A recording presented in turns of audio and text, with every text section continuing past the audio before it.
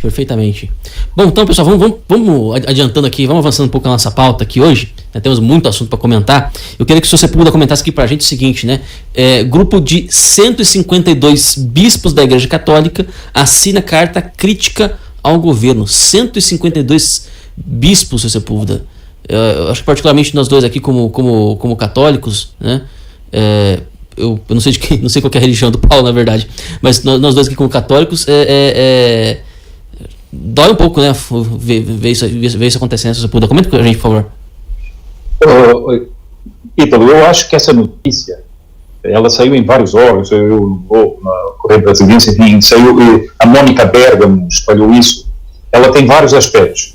Eu diria primeiro o aspecto prático, que, segundo as notícias, havia uma discussão dentro da CNBB. A carta ia ser publicada na última quarta-feira, mas ela foi suspensa para análise do Conselho Permanente da Conferência Nacional dos Bispos do Brasil. Portanto, houve uma divisão ali dentro, e 152 bispos, muitos deles, ou vários deles, não são bispos, são bispos eméritos, portanto já não estão na sua diocese. Isso, em relação ao número de bispos, não é um número tão alto assim. E o que é que aconteceu? Vendo que houve, dentro da própria CNBB, uma suspensão da análise dessa carta, esse pessoal pegou a carta e criou um furo jornalístico, dando para jornalistas como a Mônica Bergamo e outros. Então, a própria Secretaria de Coisas de Comunicação da CNBB disse que não tinha responsabilidade nenhuma, que era só uma responsabilidade dos signatários. Isso já mostra que havia dentro dos meios católicos, portanto, uma discordância em relação a essa carta, e era gente mais ligada à esquerda que estava querendo fazer isso, a esquerda chamada de esquerda católica. Eu estava lendo a carta e ela é refutável por muitos aspectos e tenta-se blindar dizendo que eles não têm interesses partidários, não têm interesses ideológicos, mas que o Brasil chegou a um caos tremendo. Ora, o que espanta sinceramente, é que essa gente deu apoio aos governos do PT. O próprio Lula outro dia estava dizendo, numa live com o Boff, que se não fosse o apoio da CNBB e dos bispos progressistas, eles não teriam conseguido fazer o projeto de poder deles. Portanto, eles apoiaram um projeto criminoso de poder. A CNBB e bispos nunca se retrataram por esse apoio, nunca. Você nunca viu eles virem a público condenar os grandes crimes praticados pelo PT, os grandes assaltos praticados pelo PT, a destruição da educação, inclusive com perversões morais sobre as crianças. Eles dizem que têm a obrigação de defender a vida. Eu não vi nenhuma carta de centenas de bispos há dias atrás pedindo que não fosse aprovada aquelas medidas que estavam sendo votadas no Congresso, involucrando a aprovação do aborto. Nada, ficaram em silêncio. Então, você vê uma investida da chamada esquerda católica, ligada à teologia da libertação, ora mais ligada, ora menos, a alas mais radicais ou menos radicais da teologia da libertação, e que tenta plantar o mesmo discurso do Gilmar Mendes e de outros, e nos jornais, que o presidente é responsável por um genocídio, e que, portanto, é preciso representá-lo diante de um Tribunal Penal Internacional.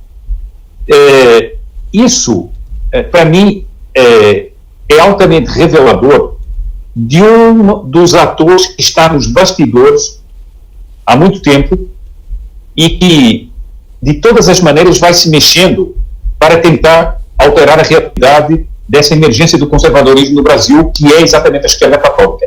Eles são os grandes responsáveis. Eles são os que construíram essa opção petista de poder. Eles colaboraram com as comunidades eclesiais de base e outras maneiras. Eles colaboraram com isso. Não se esqueçam que o Frei Beto era um assessor privado do presidente da República. O Lula tinha um gabinete ao lado do gabinete dele. O próprio jornal Valor, na época, disse que era a teologia da libertação que tinha subido ao poder. Portanto, essa gente que ficou completamente em silêncio agora sai numa carta dramática, dizendo que o país nunca teve tão mal, que nunca houve uma tempestade perfeita, que os pobres estão sofrendo porque estão na miséria.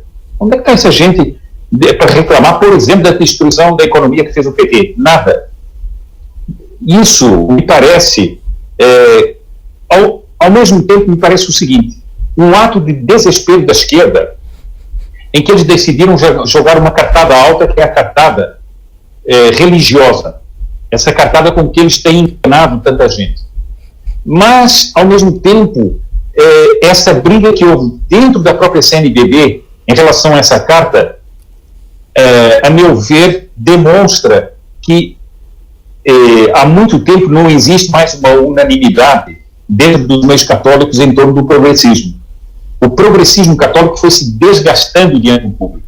O progressismo católico foi cada vez mais sendo desvendado e revelado, e com isso ele perdeu força mesmo diante do público católico. Mas essa ala mais radical decidiu dar essa cartada, ainda que seja para mim uma cartada manca, mas mostra, a meu ver, e demonstra, a meu ver, uma das forças principais da esquerda no Brasil é a esquerda. São eles um dos principais mentores de toda a marcha da esquerda no Brasil, são eles. E essa manifestação desses 152 bispos, para mim, é reveladora disso. Agora, Sr. Sepúlveda, isso que o senhor está dizendo, isso saiu, inclusive, da boca do próprio Lula, né? O Lula falou numa live com o Leonardo Boff, com todas as letras, né? O PT não teria surgido sem as comunidades eclesiais de base. Na opinião do senhor, eu queria fazer essa pergunta antes de passar a palavra para o Paulo também, né? Na opinião do senhor, o que isso faz, no que isso torna a esquerda brasileira distinta das demais? Não sei se foi clara a pergunta. Ou seja, que tipo de impressão isso causa à esquerda brasileira especificamente? Vitor, eu diria o seguinte, que não só a esquerda brasileira, mas a esquerda da América do Sul. Se você analisar o contexto, por exemplo, dos anos 60, você vê o seguinte: o catolicismo tinha uma força muito grande na opinião pública do Brasil e da América do Sul, e era profundamente impregnado na população. E a população desses países, e agora vamos falar do Brasil concretamente, ela era muito avessa à revolução propriamente, ao ambiente de revolução. O brasileiro não é propenso ao ódio revolucionário, não é propenso à agitação revolucionária. O brasileiro é mais pacato, o brasileiro é mais... e não está na índole do brasileiro esse fermento de ódio que as máquinas revolucionárias espalham. E, portanto, os movimentos revolucionários eram sempre minoritários. Você vê o Partido Comunista, você vê os movimentos guerrilheiros, eles não tinham emprise sobre o público. Eles faziam ações violentas, eles transtornavam a política do país, mas eles não tinham apoio popular propriamente. Quem é que tinha a possibilidade de, usando o prestígio que tinha a Igreja, levar essas pessoas para um apoio digamos, às metas revolucionárias? Seria uma esquerda infiltrada dentro da Igreja, seria uma esquerda católica. E a teologia da libertação vai começar a trabalhar falsamente, né, o Evangelho, e vai, se você ler essa carta destes bispos, ela é um exemplo disso. Ela distorce o Evangelho, usa as palavras do Evangelho para criar uma doutrina política, em que a pessoa acha que a doutrina política está no Evangelho. E é isso que eles vão fazer. E a teologia da libertação fez isso. Há um vídeo do Frei Beto em que ele diz o seguinte: nós não podemos ir para as comunidades pregar revolução. Temos que ir lá fazer procissão, rezar o terço, e no meio espalhar as ideias, mas as ideias de modo discreto, de modo subtil. Então, essa esquerda católica, portanto, teve um papel muito grande na efetividade da esquerda. E por isso é que você vê o seguinte: o grande partido de esquerda que teve força popular mesmo foi o PT. Há um livro chamado O Partido de Deus, jogando com esse termo. Por quê? Porque eles tiveram a grande força deles nessa questão de usar a religião. Era a própria infiltração comunista dentro da Igreja. E o Dr. Plínio, em todos os livros que ele escreveu, chamava muita atenção disso. Quem tem possibilidade de afastar a população para a esquerda é essa gente que está infiltrada na igreja. E você se lembra, eu acho que você se lembra bem, quando nós comentávamos as eleições e os resultados eleitorais, havia muita gente que dizia, o Nordeste é de esquerda. Não. O Nordeste, como é mais católico, ainda hoje estava conversando com uma pessoa que me dizia a mesma coisa, o Nordeste, como é mais católico e tem uma religiosidade maior, ele é muito mais alvo dessa teologia da libertação que apresenta o Lula como uma espécie de messias e de amigo dos pobres. Eles não vão dizer que o Lula quer fazer revolução, que o Lula quer apoiar o Irã, ou que o Lula quer não sei o quê. Não. Eles vão dizer, não, o Lula é um amigo dos pobres, ele é o homem, e apresenta o Lula ao lado do Frei Beto, dos bispos. Então, quem é que estava com o Lula horas antes dele ser preso? Dom Angélico Sandro Bernardino, um bispo famoso pela sua condição progressista. Isso, para mim, essa manifestação desses bispos é exatamente o retrato do que é a esquerda brasileira. Muita gente fala da esquerda brasileira, mas muitas vezes omitem a força da esquerda católica, quando a esquerda católica é uma das principais engrenagens da esquerda brasileira. Mas, como eu digo, a esquerda católica desgastou-se muito. E cada vez se desgasta mais. Muita gente dentro da igreja abre os olhos em relação à esquerda católica. E isso foi lhe tirando o poder. Perfeitamente, perfeitamente. Paulo, quer comentar alguma coisa dessa explanação do professor Sepúlveda? O Sepúlveda conhece muito mais de catolicismo do que eu para falar. Respondendo a tua pergunta, aqui nos Estados Unidos eu sou membro da Igreja Batista e no Brasil eu sou membro da Igreja Presbiteriana. Então, sou evangélico, mas sou evangélico que se dá muito bem com os católicos. Alguns pontos, né? Nenhuma surpresa em relação à CNBB, ou a parte dos bispos brasileiros, como o senhor Sepúlveda falou bem, nunca se arrependeram de terem apoiado o Lula e apoiaram o Haddad em 2018. É importante dizer isso. Não só não se arrependeram, como reafirmaram, né? Eu tenho para dizer que, como brasileiro, a gente fica muito chateado, porque católicos são a base do Brasil, sempre foram. Eu, inclusive, reputo muito mais a decadência do Brasil, a decadência moral, em parte, dessa cúpula católica e a influência que eles têm, do que qualquer outra coisa. Muita gente fala do avanço comunista por causa dos militares, Goberi, o próprio Olavo fala muito nisso. Eu já tenho uma opinião um pouco diferente. Eu já acho que a infiltração dentro da Igreja Católica foi porque foi aqui nos Estados Unidos também, tá? Foi um dos principais componentes para a derrocada moral do Brasil, que mais tarde se traduziu nas urnas e na política, e cujo ápice foi a vitória do Lula. Eu vejo muito isso em instituições católicas fundamentais para o Brasil, que fizeram parte grande da minha vida.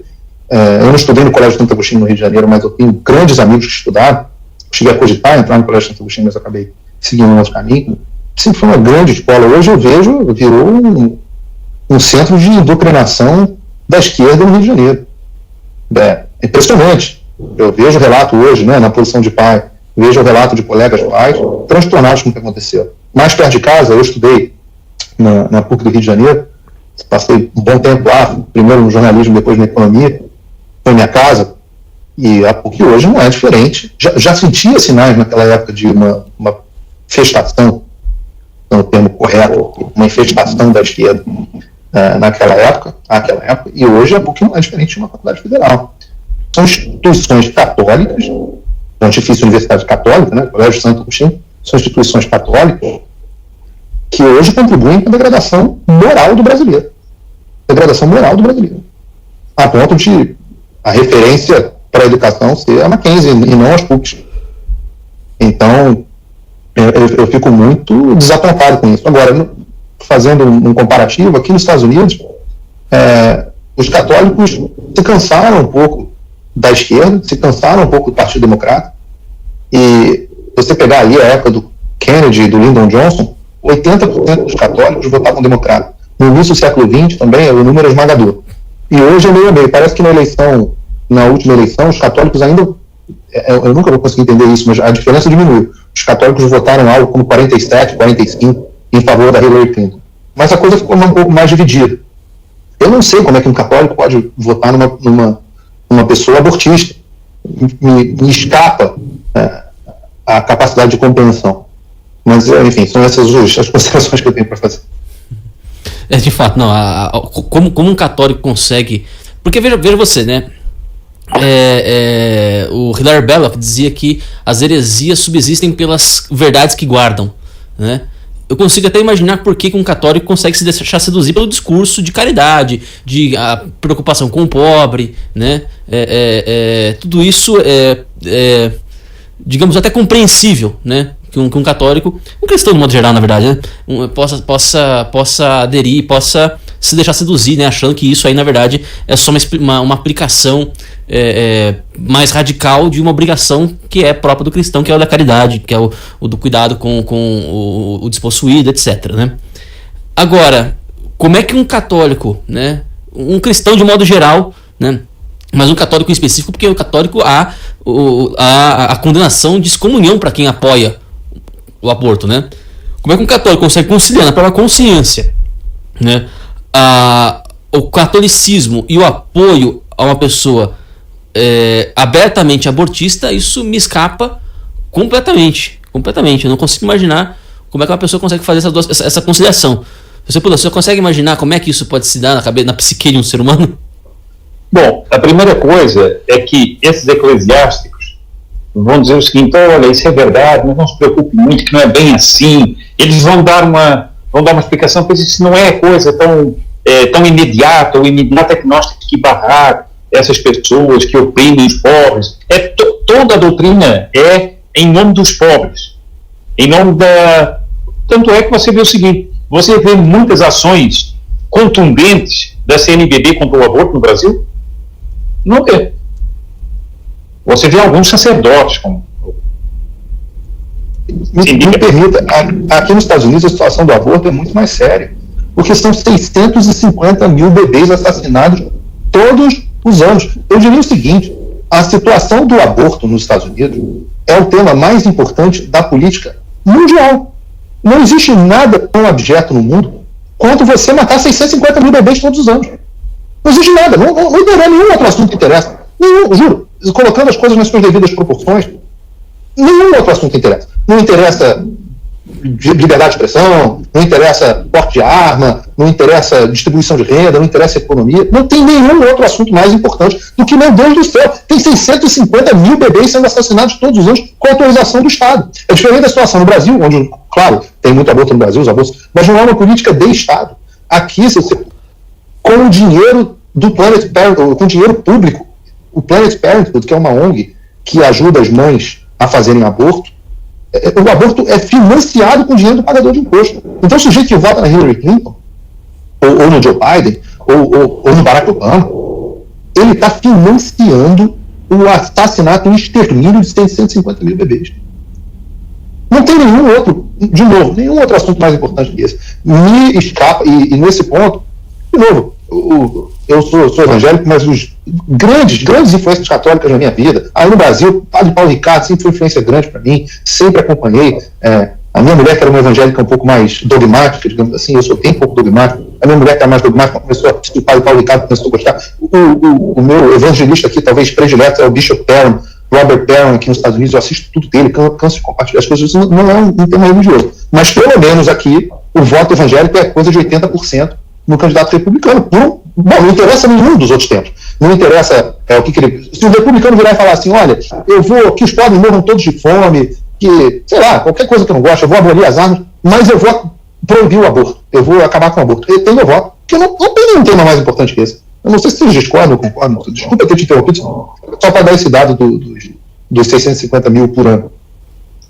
Olha, eu concordo inteiramente com isso, mas eu sei como é que, digamos, eu sei porque eu vi isso de dentro, como é que esse clero progressista mina todas as campanhas contra o aborto. Eu vi isso em Portugal, vi isso no Brasil, e eles vão dizer o seguinte: não, antes de tudo temos que acabar com esse capitalismo que domina, e depois nós vamos falar do aborto, porque também eles matam milhões de pobres, etc. Então, o discurso cúmplice, no fundo, que é cúmplice, não é? E você veja uma coisa: eu acho que nos Estados Unidos, boa parte dos católicos que votam nos democratas são esses que vêm do México, são esses que vêm do Caribe, são esses que vêm que são muito ligados digamos assim, a padres, e é com essa gente também que eles alimentam muito o voto democrata dos católicos. E eu acho que eles têm toda essa explicação, entende? Não, mas é claro que o aborto tem que ser acabado, mas primeiro temos que acabar com esse sistema que mata milhões de fome, que não sei o que. É um sofisma, atrás do sofisma. Você vê muito isso, basta ver essa nota aqui, se você ler essa tal nota da CNBB, da CNBB não, dos 152 bispos, é da primeira à última linha, é um sofisma. Um sofisma. Então, se a pessoa lê aquilo, você fica impressionado. Nossa, temos que defender a vida. Temos que defender não sei o quê. Estamos vivendo um genocídio. É triste, mas é